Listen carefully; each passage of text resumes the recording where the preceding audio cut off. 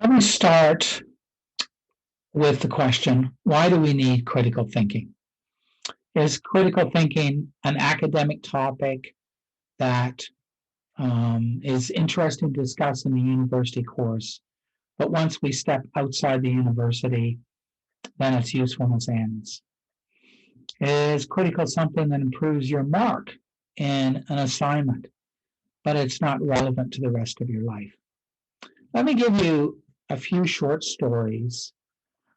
Then stories about a company, CEO, a president, a country, consumers, that illustrate the need for critical thinking.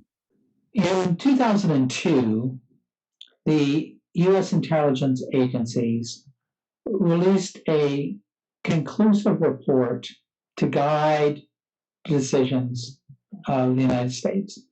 And the intelligence report was that Iraq had weapons of mass destruction.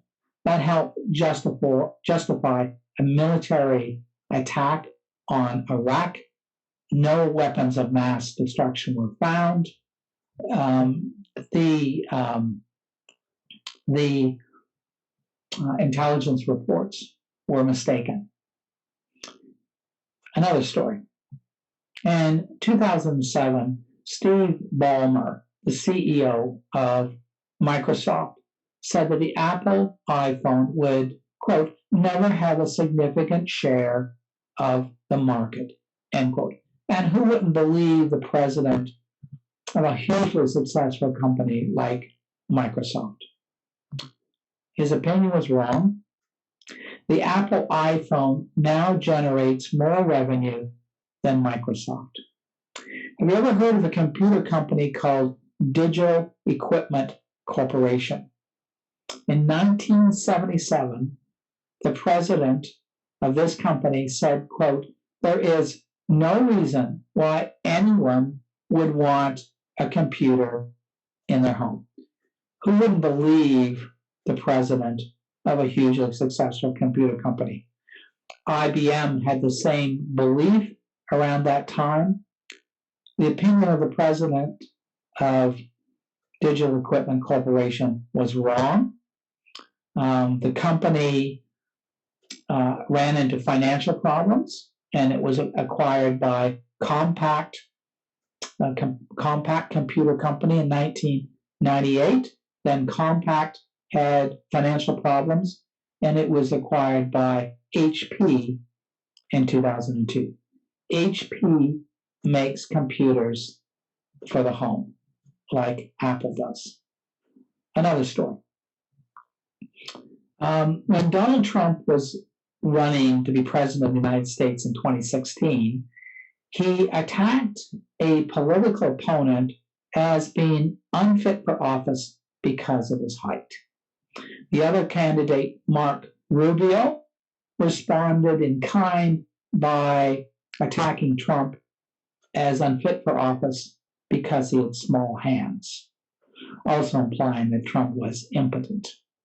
According to the Washington Post, Mark Rubio is 5 feet 10 inches tall, and Trump is 6 feet 3 inches tall. So Rubio is 5 inches shorter than Trump. Even though Rubio was doing to Trump what Trump had done to him publicly, Trump got angry. Trump was enraged by the ridicule of his hands and showed how big his hands were to the camera. But these arguments were totally irrelevant, and yet they seem to persuade some people. By ridiculing his opponent, Trump made it seem that the person was ridiculous. Even if the ridicule was not true, the person still sounded ridiculous. And who wouldn't believe a person who sold himself to voters in the United States as a successful self-made billionaire? Who wouldn't believe somebody who was a success as a billionaire that this person wouldn't be competent to handle the U.S. economy? Trump promised tax cuts, but in office he sought to cut the taxes of the wealthy, and other people didn't benefit from that, and the tax cuts increased the deficit. And it wasn't even true that Trump was a successful self-made billionaire. Trump's father started him out with $1 million, and with the bankruptcies and failed businesses in Trump as his career as a businessman, Trump's father kept pumping money into Trump's failures to the tune of over $500 million to keep Trump's businesses floating. And what kind of success is that? Trump has been refusing to release his income tax returns, and now reports from the New York Times show that in some cases he was claiming a tax loss. Bernie Madoff. U.S. financial advisor Bernie Madoff promised investors a return of between 16 to 20% on investments. That was too good to be true. People wanted to believe it was true, and it turned out to be a Ponzi scheme or a pyramid scheme. And that's a scam where early investors are paid from the revenue from new investors. And as long as new investors keep enrolling, the early investors can be paid from the revenue they produce. In the end, Madoff defrauded 4,800 clients of $64.5 billion. Madoff pleaded guilty in 2008, and was sentenced to 150 years in federal prison. And that's a lot of time to spend in prison. But take everyday examples of failures of critical thinking, failures of rationality. So, for example, when you're buying pain medication and have a choice between a more expensive brand and a less expensive brand, which do you buy?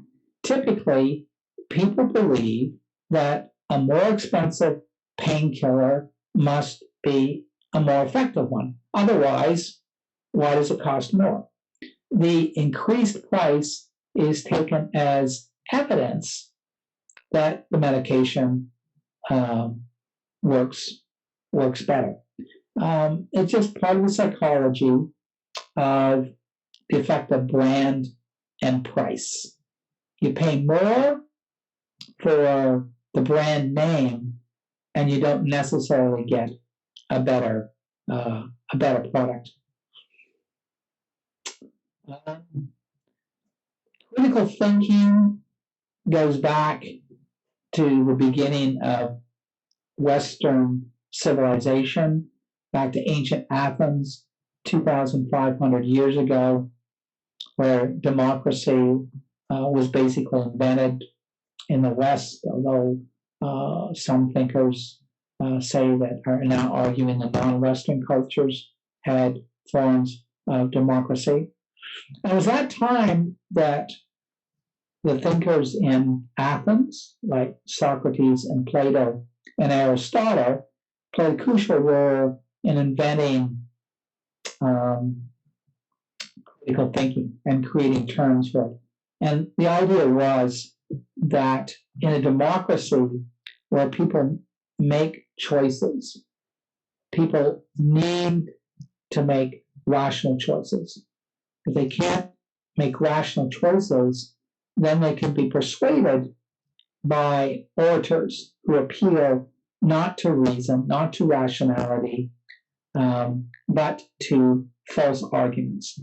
And of course, we've had plenty of examples of tyrants and dictators in the West, from Hitler to Donald Trump, who have been able to overcome the rationality that we expect to find in human beings, overcome critical thinking, and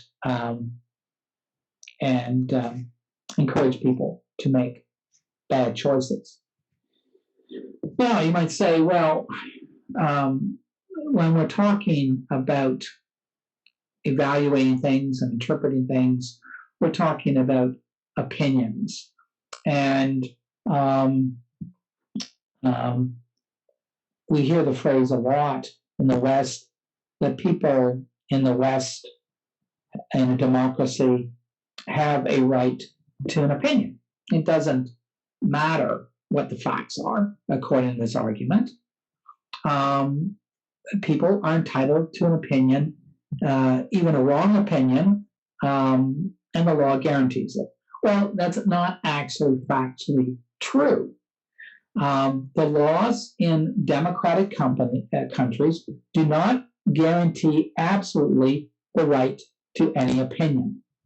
In fact, there are laws in countries like Canada that limit free speech. An example of that limitation is libel law and privacy law, topics that I'll examine later in this course as limitations to free speech. There are also legal limitations to free speech and having any kind of opinion if it violates human rights codes. So there are laws against inciting hatred and inciting racism. And if you give a libelous opinion about somebody, whether you give that opinion as an individual or you give it as president of a CEO, you can be sued in court for it. Ethically, free speech should be limited if it harms other people. So advising people to drink hand sanitizer to protect against the coronavirus is bad ethically. Free speech is limited, opinions are limited, and there's a responsibility to others that comes with free speech, with the freedom to give opinions. So it is responsible and professional to only give opinions that are supported by facts and critical thinking. So it's back to my initial question, which was, why do we need critical thinking? We need critical thinking in order to communicate wisely and ethically and truthfully. And to communicate professionally, we begin with thinking rationally. We need a system of rational thinking that is independent of subjectivity, our biases, our prejudices, our beliefs. We need a discipline in truthfulness that helps us stay away from the dangers of error and the harm of error. Critical thinking is a discipline in rational thinking that helps us avoid the harm of errors. So how do we define critical thinking? The simplest definition would be that critical thinking is thinking about thinking. A better definition would be that critical thinking is the application of rationality to think about thinking.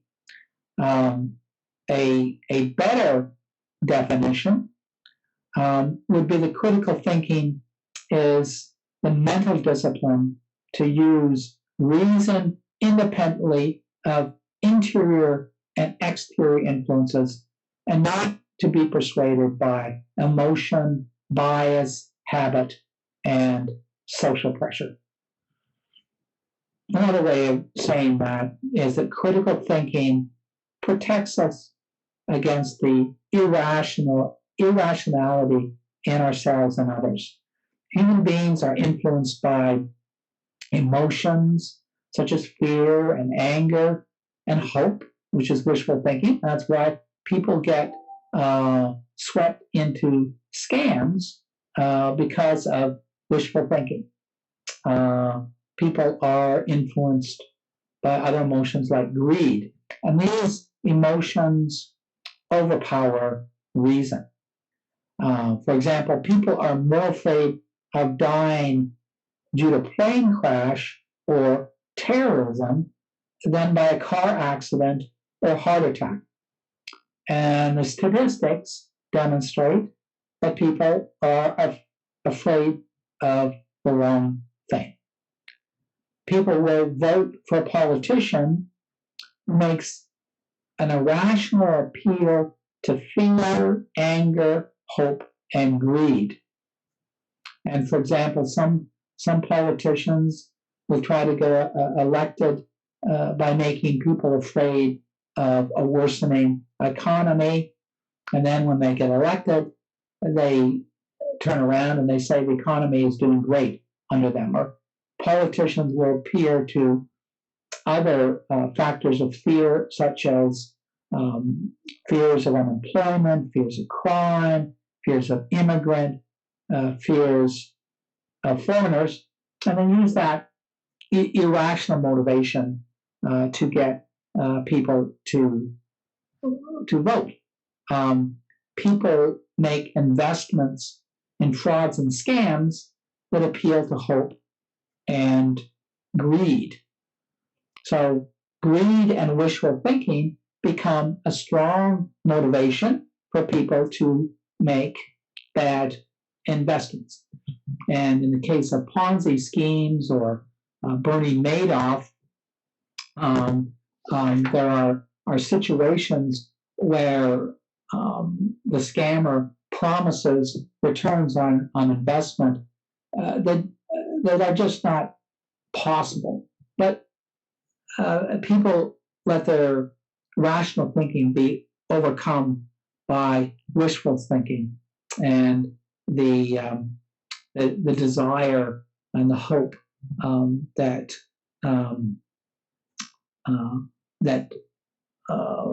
the Ponzi scheme will work, or they buy a lottery ticket.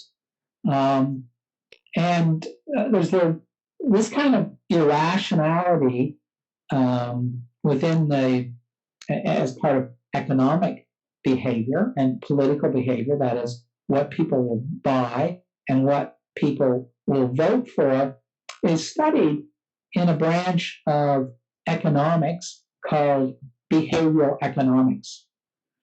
And because economics produces empirical data that can be observed and measured, it's possible to see how people behave when they buy or don't buy something.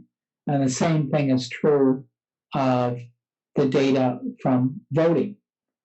We can see through the data, empirical data of voting, what people vote for and what they don't vote for. And this data in behavioral economics and political science shows us that people behave irrationally. So, for example, you can make people desire to buy or vote for what they don't actually want. You can increase the material value of something by increasing the desire to have it. It's not what the item is really worth, it's the value that somebody attaches to something. You can actually get somebody to buy something they don't want, or vote for a politician who is against their own best interests. So, for example, going back to the example of Donald Trump was able to persuade a lot of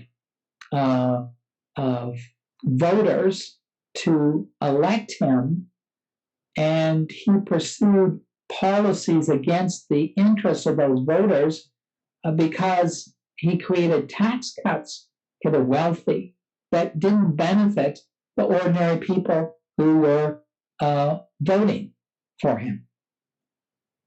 So we need critical thinking to avoid these irrational situations. So that answers this question of why we need critical thinking, why it's useful. Interesting thing about critical thinking is you don't have to be an expert in a subject. You can apply critical thinking in situations where you're not an expert.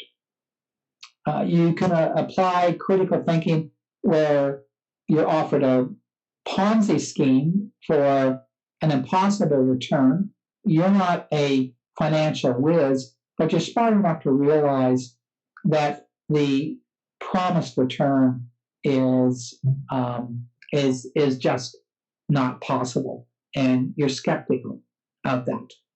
So, critical thinking is an intellectual tool where you don't have to be an expert, but you have the capacity, the rational capacity, to evaluate information. And that's, as I say, what makes it democratic, because anybody can acquire this intellectual tool and anybody can put it to use. Critical thinking is easy to understand because it does not require knowledge in order to evaluate the information. In critical thinking, you know the questions to ask to get the answers that you need. Now, we could distinguish, when you're at a university, you hear this term critical thinking used a lot in different courses and different disciplines. You can take whole courses in philosophy on critical thinking, but in this course, I'm going to take a particular type of critical thinking as applied critical thinking rather than a more theoretical type of critical thinking. Critical thinking in terms of theory can be complex and requires a lot of study, you learn about syllogisms, which are logical structures and what interferes with that logic. You look at the structures of logic. You can look at intellectual fallacies. I have a book in my library here at home, a very good book on critical thinking fallacies or errors in reasoning. It's a short book. It's 180 pages, and I counted up how many different intellectual fallacies it has in this book. It has 79 different ones. And you can imagine how much time it would take us just to learn those 79 fallacies. So I'm not going to, the time we have this course, I'm going to steer us more towards an applied critical thinking than a theoretical critical thinking, and something that's more applicable to the world that we inhabit.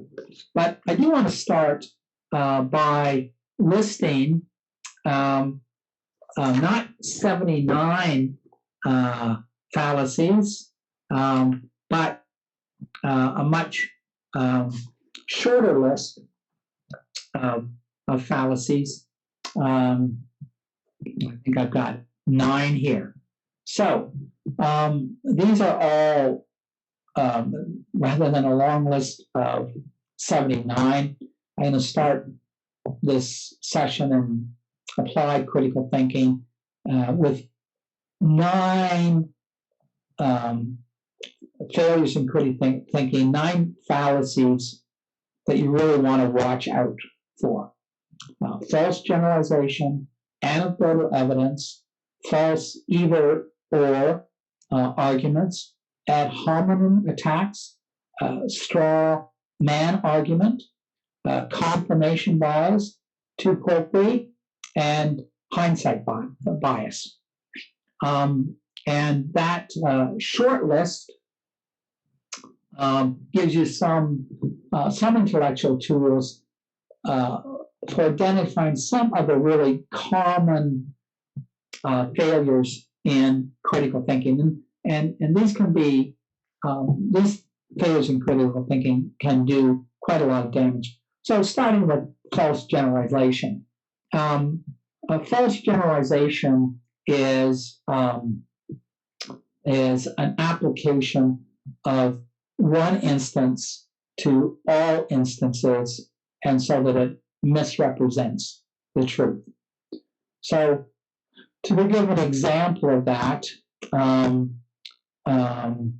false generation would be a negative stereotype, and we have a enhanced awareness of negative stereotypes in society that we're alert to, such as racism, sexism, things like that. Those are false generalizations. The ability to generalize in itself is not bad.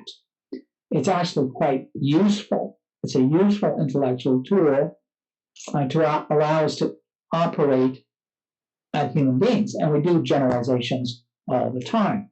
So, for example, an average is a generalization, but it can be useful. So, for example, during the COVID pandemic, we have medical statistics that the average person of a certain age group has a certain percentage chance of dying from the virus. It gives the risk and the probability of dying for that age class. But that doesn't mean that every person in that age group will die from contracting the virus. That would be too extreme an application of this generalization.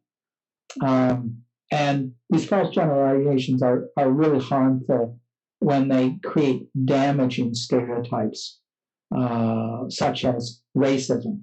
Racism is a generalization on the basis of a person's race that creates an unfair disadvantages for that person or causes them to be scorned and ridiculed. So you watch out for false generalizations. Anecdotal evidence as a failure in critical thinking. In anecdotal evidence, one experience is generalized as true all the time.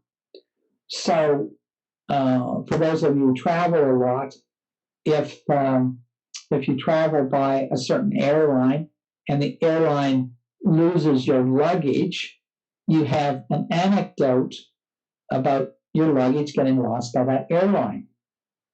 But you can't extrapolate that and say, based on that one anecdotal experience, that this airline loses luggage all the time. And you don't at that point have any basis for comparison with other airlines in terms of whether they lose luggage or not. So anecdotal evidence is a specific instance of a false generalization. The false generalization here is in terms of a person's one-time experience. And so if somebody has one bad experience with a doctor or one bad experience with a lawyer, that is not evidence that all lawyers are bad or all doctors are bad. Now, politicians sometimes use anecdotal evidence to stir up voters emotionally, and Trump did that in 2019.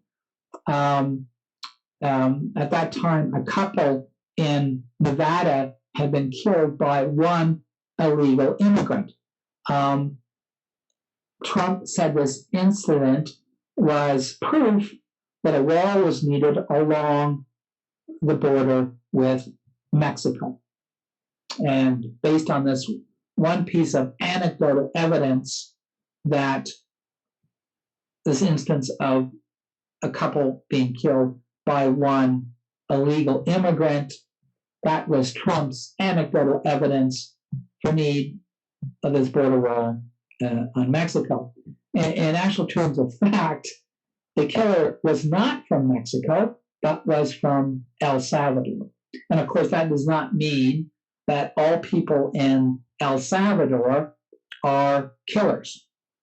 The false either-or argument. That's a false choice between extremes. It's sometimes called a false dichotomy or the fallacy of the excluded middle. And this either-or argument or yes or no argument is useful in some situations to gain clarity. For example, either you get the COVID vaccination or you don't get it. You know, that is an either-or situation. Either you want to see a film or you don't want to see a film. And by putting the question and the argument in terms of those two extremes, you have clarity by forcing a choice between extremes. But the problem with this way of thinking is it doesn't work in all situations. Some situations are more nuanced than two extremes, and so forcing a choice of an either-or situation in those circumstances could be misleading. So you could say either you want to see the new Wonder Woman film or you don't want to see the new Wonder Woman film. Yes or no? Do you want to see the film? Well, you can get some clarity there by that answer, but maybe those extremes really don't capture all your choices. Maybe you want to see the film, but you don't want to see the film now. Or you do want to see the film, but you want to wait until the option of renting it online is there instead of having to buy a more expensive copy online. Or another example, yes or no, American Republicans are evil. So that choice is two extremes and leads us into, again, into the error of false generalization. Well, maybe in reality there are good Republicans and bad Republicans and wishy-washy Republicans and so on. Maybe it's not as simple as a binary choice between yes or no. The ad hominem attack. An ad hominem attack can be positive or negative. That is based on some principle of about the person. It can be an attack on the person, a false attack, or a false praise, gaining favor because of this ad hominem situation. So the ad hominem argument attacks or praises the character of the person who is the source of the information. And that's an intellectual diversion away from what the information the person is giving, a diversion to the character of the person. And so the ad hominem attack as a character attack or praising attack is diverting attention from the real issue. It casts doubt on the information by something that is not relevant to the information. So to give a simple example, the astronomer Galileo in the 17th century supported the theory of Copernicus that the Earth revolved around the sun.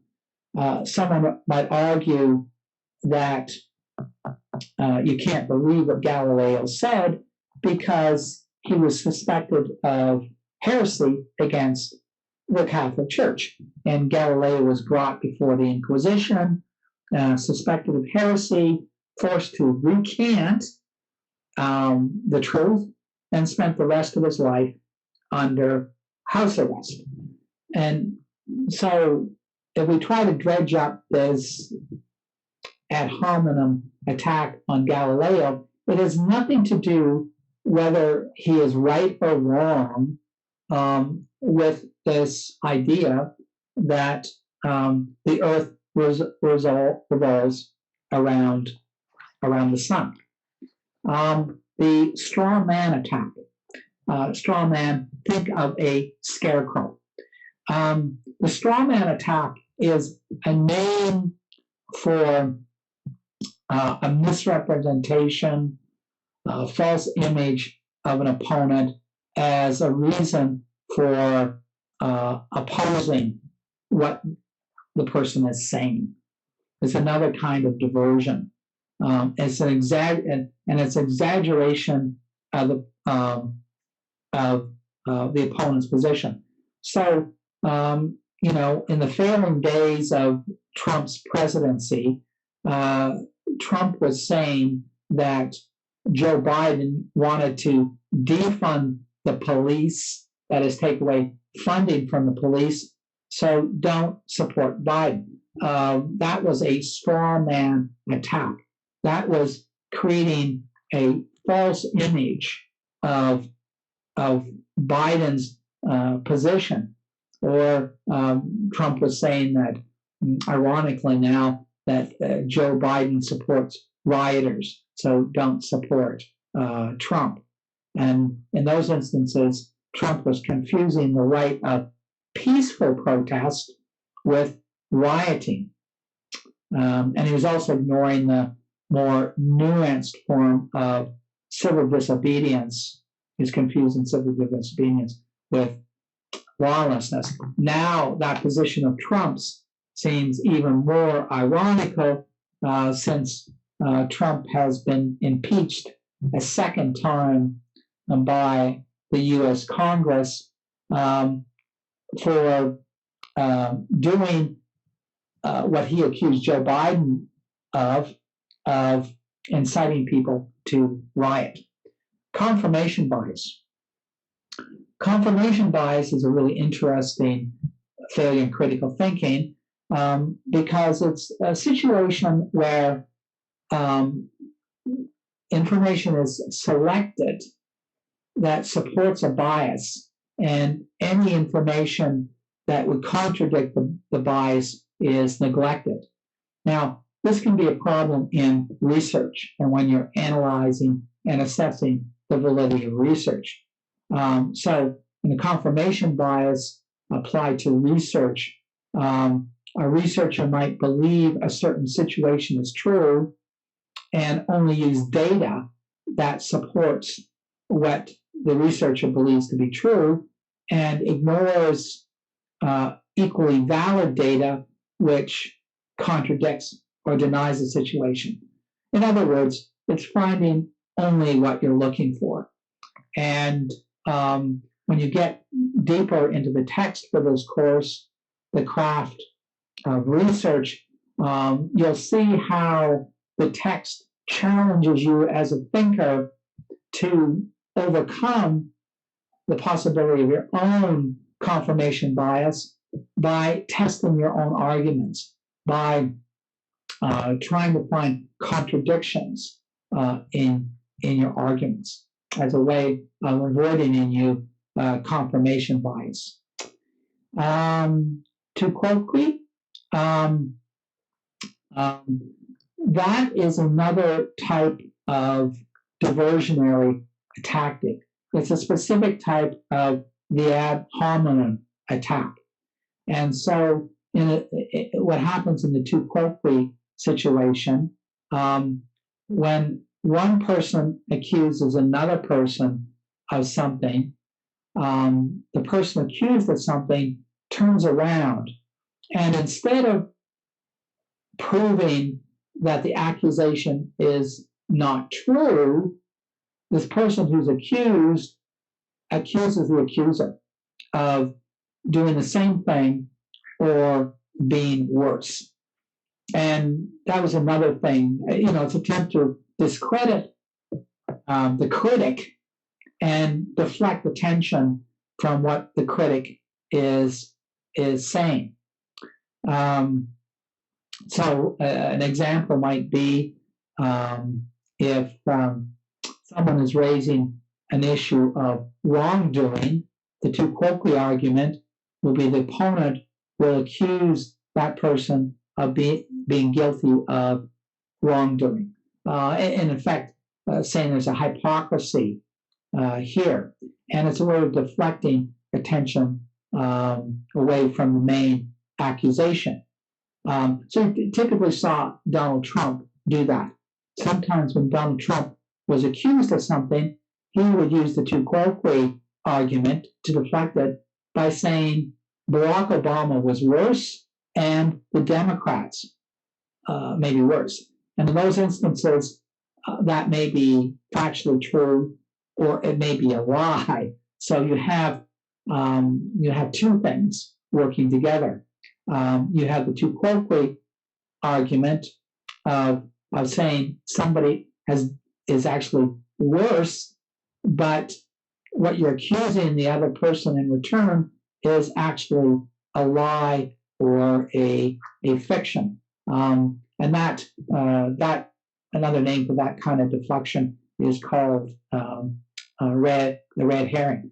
Finally, another example of a common error is hindsight bias.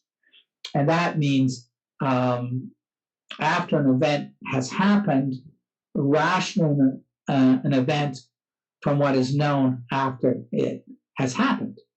And this hindsight bias makes it seem very rational. So to illustrate that, a typical thing, typical hindsight bias is understanding an economic recession afterwards. So if you take the 2008 economic crisis, there weren't a lot of experts who were predicting that crisis. But afterwards, a lot of economists were using hindsight bias to show how logical it was for that to happen. Why couldn't the logic be applied to predict it and to avoid it? So there's a series of fallacies rather than 79. I've just given you 9, but are useful ones. So in a minute, I'm going to give you a simple 4-point test for whether information meets the basic criteria for critical thinking. And I want to give you something that's very easy to remember and very easy to apply. You can use this 4-point test in this course, and you can see whether you think it's useful to use in other courses and use in your life. And you can use it, for employment professionally when you're preparing a report. You can use it for evaluating the factualness of information you receive, and you can use it for evaluating the information that you communicate. And we all know now that with the internet, we're bombarded with information all the time, and it's even more important because this information is not professionally filtered like it tended to be before the internet. There's not that factual verification, and so that shifts the responsibility for factual verification to the receiver of the information. And we know that people are bombarded with fake news and false information. We know that there are forces working to persuade people that what is true is not to be believed, and what is false is to be believed. And from Canada, we're now watching what's happening south of our border in the United States, when a group of citizens in the United States has been convinced of the truth of a lie. That is that Joe Biden didn't win the U.S. presidential election, but the election was rigged. And of course, Trump was promoting that view even before the election. So I'm going to give you this 4-point test in a moment. First, I just want to quickly examine the idea of analysis, because in this course is another course in university, you're asked to do an analysis. So what do we mean by an analysis? Well, analysis is a mental tool for breaking information into its component parts. So the component parts can be examined separately. And I'm comparing it to, a machine which has mechanical parts. And if you want to understand how this machine with cogwheels and mechanical parts work, you can break it into its pieces. You can see the relationship to the pieces. You can see whether each piece is working properly and the relationship between the pieces is working. And that's an analogy with analysis. We take a complex situation or a complex piece of information, we break that information into its component parts, we examine the component parts of this information, we examine the relationship between the component parts, and we see if one part is flawed or one part isn't working correctly and can be fixed. And that's basically what analysis is. So, for example, you could analyze an economic recession, or you could analyze your chances for getting a job once you graduate. For doing analysis of an economic recession, we would break the recession into its component parts, examine each component part of the recession individually, examine the relationship between the factors that caused the recession, and then we might be able to diagnose the problem, and we might be able to come up with a way to fix this type of economic crisis and to avert it in the future. But an economic crisis is very complex, and how it works is very complex. So we want to be careful of people with simplistic solutions for something that's very complex. Or consider analyzing what your job prospects are on graduating. Your job prospects likely depend on the economy, on the increasing or decreasing need for the job, the increasing or decreasing revenue in the job, the number of people employed in the job, the number of people that are retiring, the number of people who are graduating and then are competing with you for the job. Your employment can also depend on changes in technology that make some jobs obsolete and create some new jobs that didn't exist before. So to make a rational choice for your future, you're going to research all those elements, collect all the relevant data, and do a rational prediction about your job opportunities. I mean, right now we have the factor of the disruption of the internet and how that is changing revenue models and affecting jobs. We have the coronavirus pandemic. That is another disruption. We have developments in technology on the horizon, like artificial intelligence, that will eliminate some jobs, but then other jobs requiring skills that artificial intelligence doesn't have will increase. So just recently, in the recent past in Kamloops, I noticed that the automated checkout machines were disappearing in Walmart. And that meant that Walmart was eliminating employees. And that was sad for me to watch because I know a number of my students are, get jobs at Walmart in order to pay for their education. And Walmart was eliminating those kinds of jobs. Or using another example, not too long ago, we used to rely on travel agents to help us make choices in travel and do bookings. Along came the internet, along came automated programs like Expedia.ca, and people could bypass the travel agent and do the bookings themselves. And so there was the rise of these companies like Expedia.com, and that ends up with the elimination of some jobs.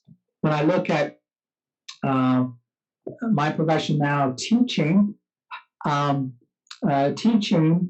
jobs in teaching are dependent on the birth rate.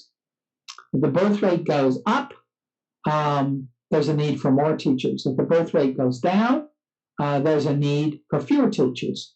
So you can analyze and predict the future for jobs in teaching based on collecting the data on the birth rate and how that increase or decrease of birth rate moves through the school system. And you can also look at data of number of people graduating to take teaching jobs and the number of people retiring or not retiring. Again, maybe one more example. Nursing is an interesting example because jobs in nursing, like teaching, are dependent on the size of the population, particularly the size of the aging population, which requires more medical care.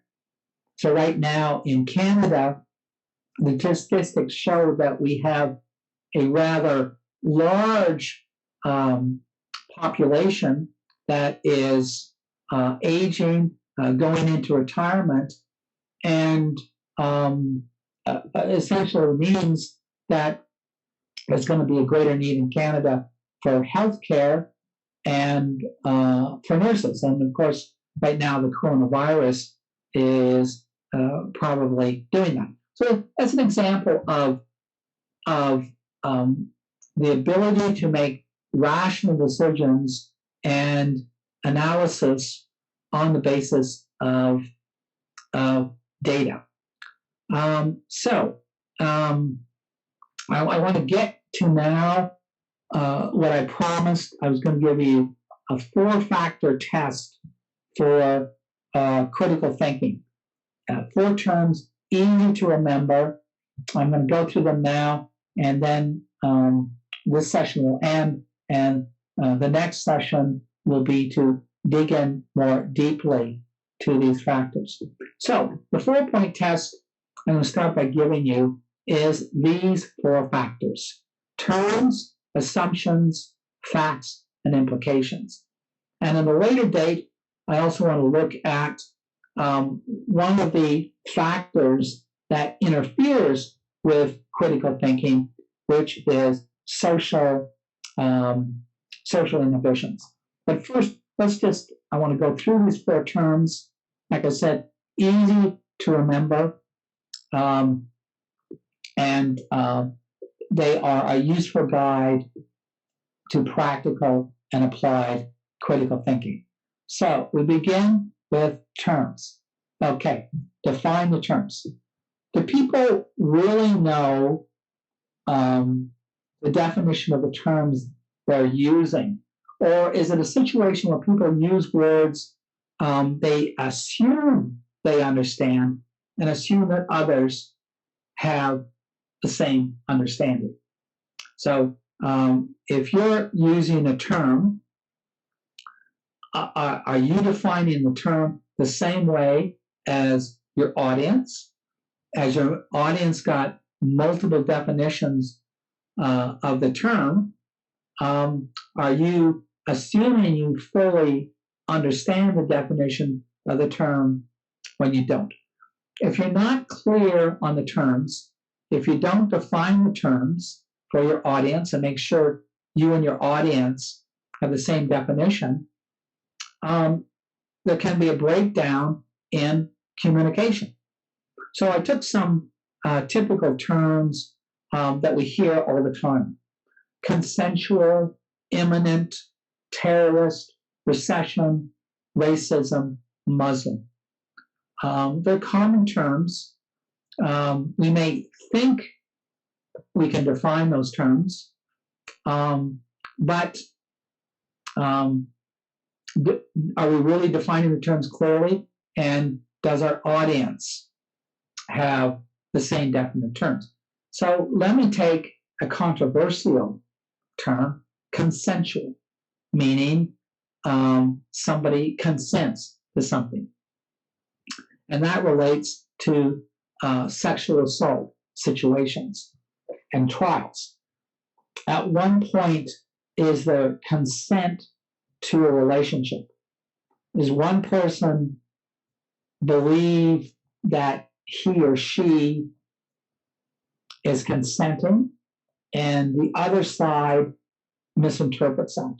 And so what does it actually mean, a consensual relationship? And what is the sign of consent?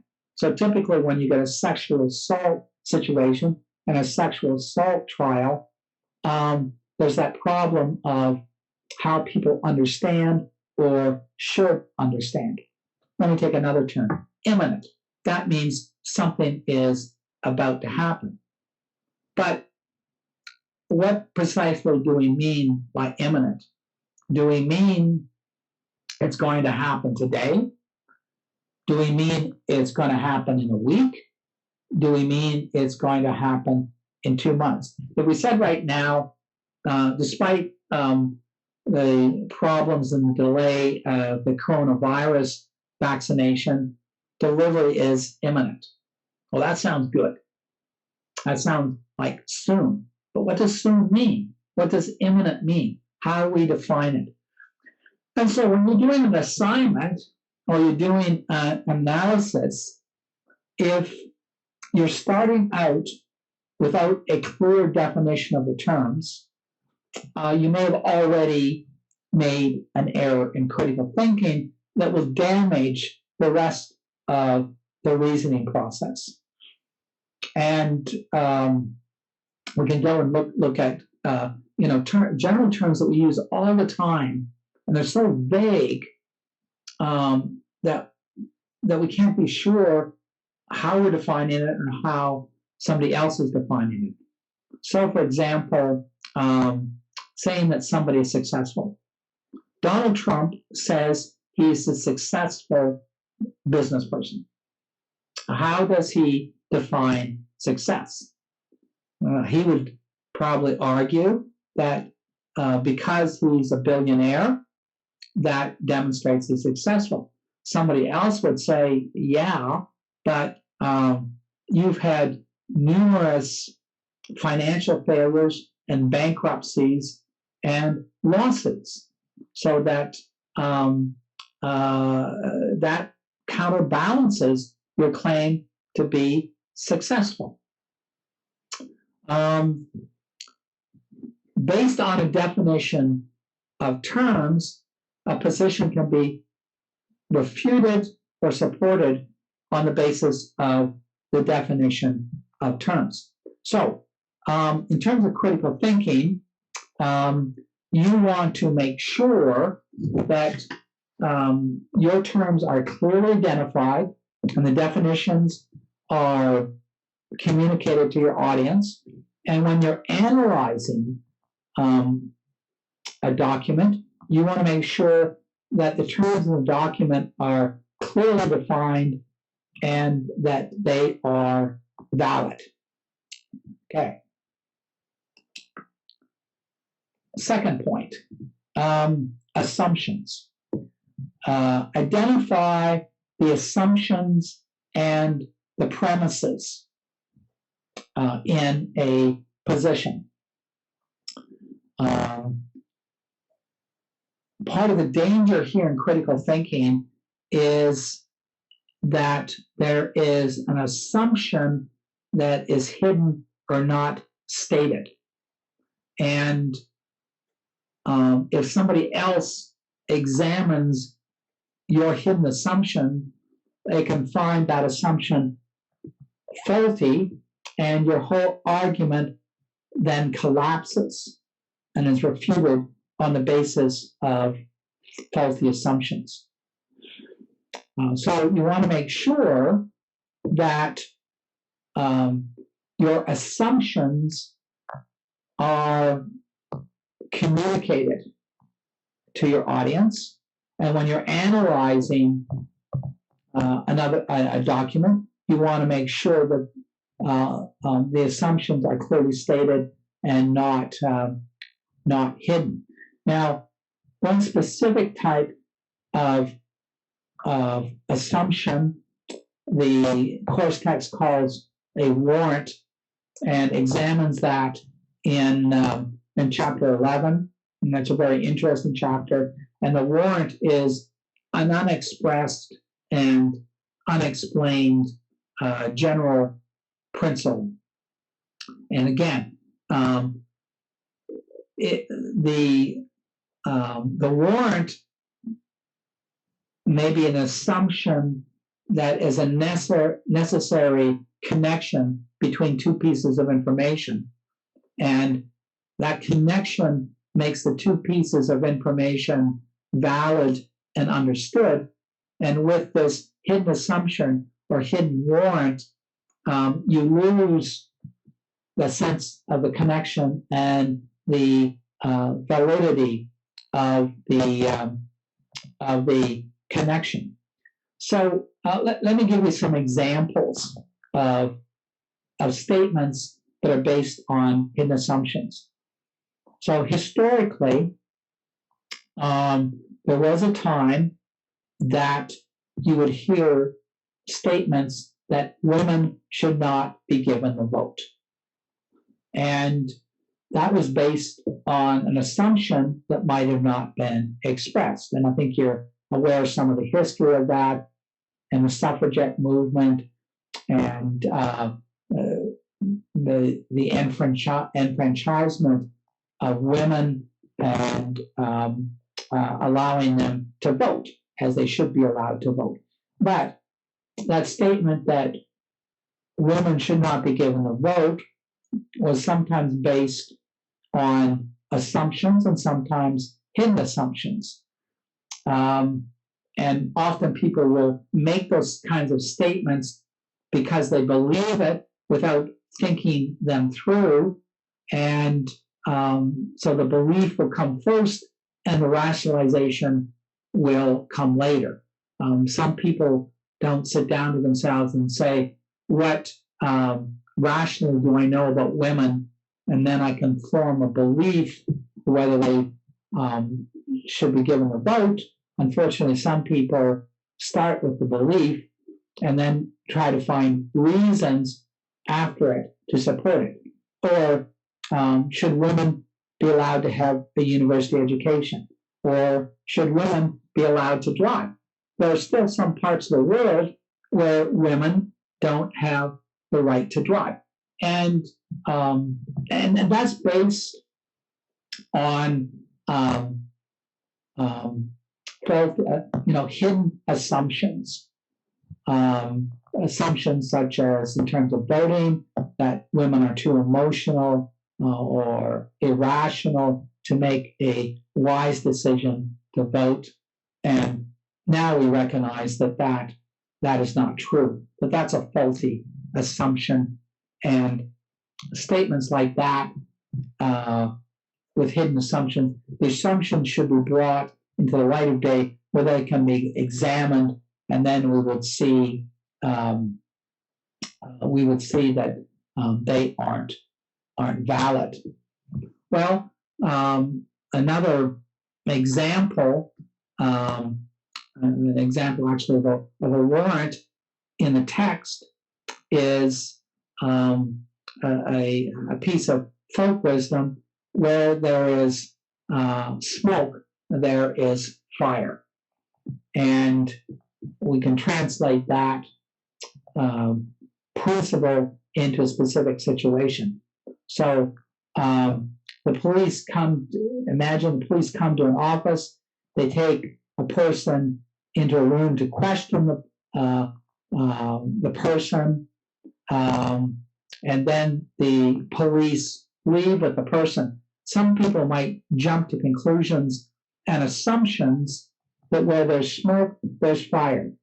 The police would not be questioning somebody without a reason, and that reason is likely to do some sort of criminal behavior. And the person is leaving to be arrested because where there's smoke, there's fire. Well, that's jumping to a conclusion. That's applying premises and assumptions that may not be correct. There could be an entirely other reason. There's nothing to do with criminal activity for the police to have this conversation with the employee and then leave with the employee. So the warrant, which is covered in the text in chapter 11, is a specific example of what I'm talking here about hidden assumptions and premises. Next, evaluate the facts. Well, I imagine everybody listening is going to agree with that. Who's going to disagree with that idea that we should evaluate the facts? And so we know that opinions should be based on facts. We have an idea of what a fact is. But I'm going to suggest in critical thinking, we need to go farther than that kind of popular understanding of facts. We need to separate opinions from facts, and we need to separate facts from probabilities. And that's a crucial aspect of critical thinking, identifying what an opinion is and what a fact is, and separating the two of them. Now, in the categories of facts which we recognize, we have statistics, polls, and surveys, empirical data. And we have to be very careful with this kind of empirical data, because although we give it the status of fact, it's a particular type of fact that we need to be careful with. So in the 2016 US presidential election, the polls and surveys were very wrong in terms of their predictions for the US presidential election. There was a belief that Hillary Clinton was going to win, and polls and surveys seemed to support it. It seemed to be factual support for that interpretation. But of course, it was wrong. And so we need certain criteria. We need to recognize that statistics, polls, and surveys get meaning from interpretation, from opinion, and the interpretation of statistics, polls, and surveys can be wrong. The data may be correct, the data may not be correct. The interpretation of the data may be correct, or the interpretation of the data may be wrong. And we need to be alert to those situations. With statistics, polls, and surveys, the time frame and the context are very important. The source of the information of the fact is very important. So in critical thinking, just because somebody says it's a fact, we need to evaluate whether or not it is actually a fact. We need to evaluate what gives reliability and credibility to this fact, and usually it's the source. So, for example, does the source have relevant knowledge and general expertise? Does the source have a vested interest or a conflict of interest? So the example I use here has to do with audits. And an audit is important in a company because it will show the true profit of the company, which shareholders are entitled to know. And so typically an independent audit is required because an internal audit may have a vested interest in persuading people to some kind of benefit or not. So when we get into facts, we get situations like cause and effect. And I'm going to spend more time on that in a later session. Cause and effect are actually tricky interpretations. Cause and effect is an opinion based on data and not a fact. And there are instances where the interpretation of cause and effect is wrong. In some cases, it's even reversed. A situation where we're dealing with an effect that's has a reverse relationship with the cause. Other interpretations have to do with sequence and hierarchy in organizing information. And that sequence and hierarchy may be an opinion and not a fact. Taxonomy is the way we classify and order and group things. And taxonomy can be arbitrary, based on chance. And so we have to be careful about these kinds of groupings and the interpretations we do in groupings.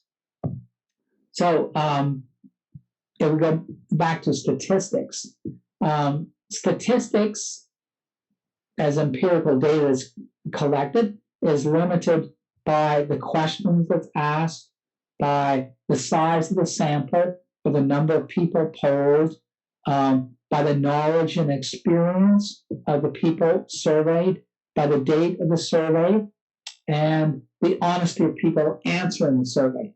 So, for example, surveys that are done on voters and as an attempt to predict who will get elected can be reliable or unreliable.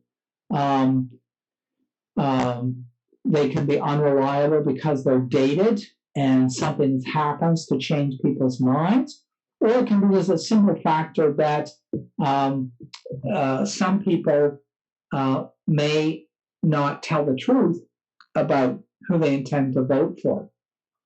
They may want to conceal it or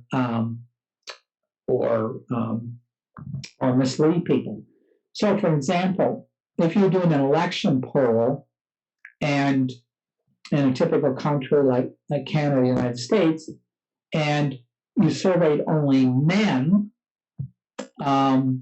you would basically have a survey of 50% of the population. And since in a lot of countries, there's almost even split, 50% men, 50% women, if you do an election survey only of men, it would be accurate. It could be accurate for how men will vote, but it wouldn't be accurate how women would vote and how the totality of voters would vote. Same thing if you just survey women voters and not men voters, you get the same kind of distortion. It might be accurate for how women are going to vote, but it doesn't give you the totality. Also, you have to be sure that those being surveyed have the expertise or knowledge to give accurate information. So if you survey people who they think will get elected, it may not be very accurate because the people you survey may have no expertise or knowledge in predicting elections. You might just get the mistaken biases of a general population in voting. So we need to be very careful of statistics, surveys, and polls and how we accept them as factual data. Okay, so some of the limitations we want to put on this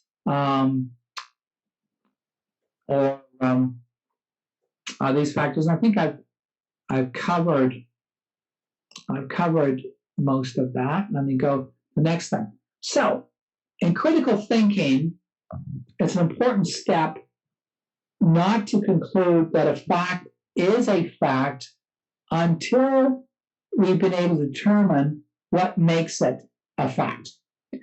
So what critical thinkers typically do is, instead of labeling something as a fact, they first label it with the status of a claim or a hypothesis until they've examined the evidence that the fact is valid and there's a reason for treating it as a fact. When you have no proof yourself that knowledge is a fact, you should attribute that to a knowledgeable source. You're not claiming that the information is true. You're claiming that the source said the information is true, and you've made a good choice of sources because the source has the expertise. If you have doubt about the source of information, you make it clear that you have doubt, that you are not claiming that something is true. So I use an example here when Sion on Sun will say, CNN has not verified something, and CNN is saying to the audience, this seems to be a piece of information you should know about, and it's important that you know it right now, but CNN is not claiming and has not been able to validate it yet. You want to attribute information to a named source, and it's called a citation in academic circles, so that your audience has a chance to judge the reliability of the source. That's one of the things that makes a citation important. You want to evaluate whether the source has a vested interest, and you want to make that vested interest clear. So, for example, if you look at polling and surveys, you want to examine what kind of allegiance or independence the polling company has, and whether they have a vested interest in the polling. So you might have a conservative or a liberal think tank that does a survey, and then you want to identify that to the audience, because a conservative think tank that does a poll may have a vested interest in getting conservative results. A liberal think tank that does a poll may have a vested interest in finding liberal views. You want to also look at the money involved. Who's paying for the survey? And does that create a vested interest? So you might have a polling company that's paid to do a poll by a conservative think tank or a liberal think tank. And that doesn't mean that the company has necessarily delivered a bad poll, but we need to identify that to the reader as a potential vested interest in paying for a poll. When there are reasons for you to doubt the information, or when the information, importance of the truth of the information is high, then you want to double check and triple check the source's information independently. Okay, fourth and last are implications, and the text talks about, uses another term. It prefers the term consequences. I'm going to use the term implications here. Implications are what a piece of information logically leads you to conclude. And where implications become questionable is when the implication is unstated. That is, the audience is given information selected in a certain way that will imply certain things to the audience. And it's intended to imply that, but the implication is not expressed. And that can create a failure in critical thinking and a failure in communication. So as the text says, you always want to identify the consequences of a piece of information. But what I'm saying here, you always want to identify the implications of a piece of information. It's a responsibility in communication, and when you're analyzing information, it's a place you want to look.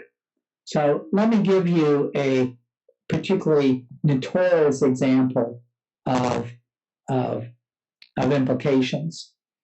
And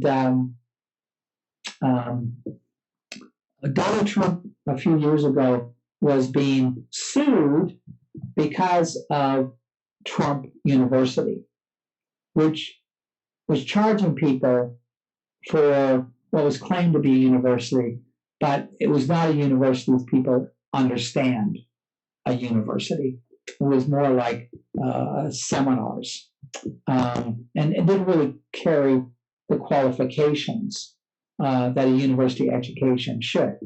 In any case, Donald Trump was sued for this, and he used his Twitter account, which has now been he's now been locked out of his Twitter account. And he said, what Donald Trump tweeted was, he said, "There's a hostility toward me by the judge, tremendous hostility beyond belief. I believe he happens to be Spanish, which is fine. He's Hispanic, and we haven't asked for recusal, recusal meaning that the judge declares a conflict of interest and won't handle the case. We haven't asked for recusal, which we may do, because we have a judge who's very hostile."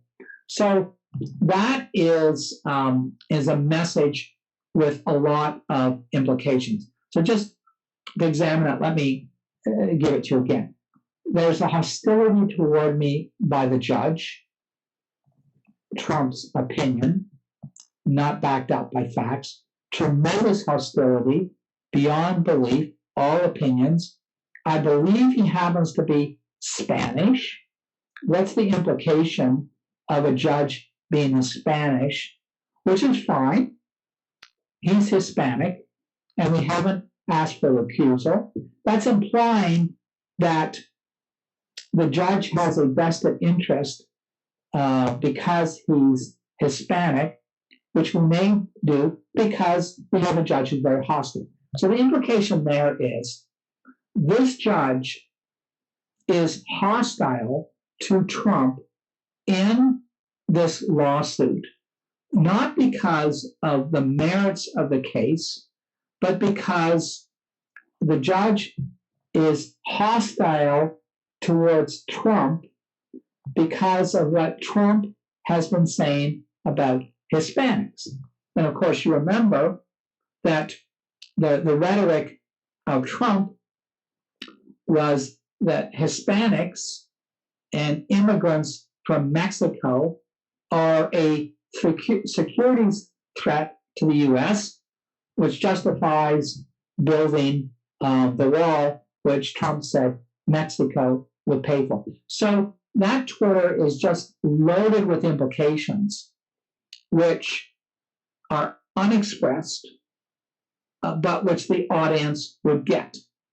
The implications are that a Hispanic judge will be emotional and will take revenge on Donald Trump for what he said about Hispanics in this court case.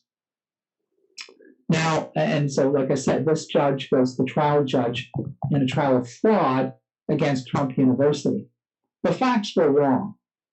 This judge was born and raised in Indiana. It's true that his parents immigrated from Mexico, but the judge is an American. He's born in the U.S. He's not an immigrant. And the implication is that a judge with Mexican heritage is going to be biased against Trump. There's no evidence. There's no support of that. It's all done with innuendo and implication. Okay, ready to end this session. Just reviewing the 4 terms that I've given you for critical thinking. Defining terms, hunting out and revealing hidden assumptions, basing opinions on facts, and being able to evaluate what makes a fact credible and reliable, and implications. Hunting out hidden implications and exposing them to the light of day and making sure that these implications can be backed up. by facts. So I've given you a lot to think about now. I hope you see it as a fairly easy formula. And in the next session, I'm going to spend more time dealing with particular aspects of this strategy for critical thinking, particularly in terms of what do we believe constitutes a fact.